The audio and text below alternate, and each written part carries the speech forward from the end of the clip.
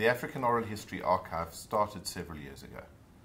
It started as a project to collect the real stories of the real players in what has been the most important period of the history of South Africa.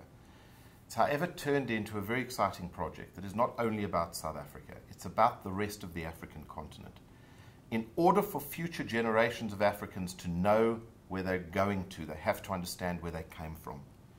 Unfortunately, history is eventually told by the victors. And future generations don't often get an opportunity to hear both sides of the story.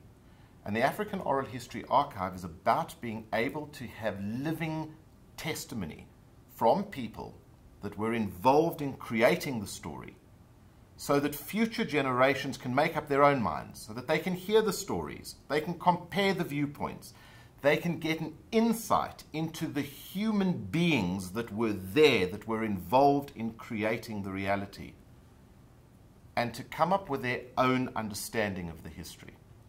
And the African Oral History Archive is a living process. Since its inception, we have several hundred hours of real stories, important stories, stories that would not normally have been told.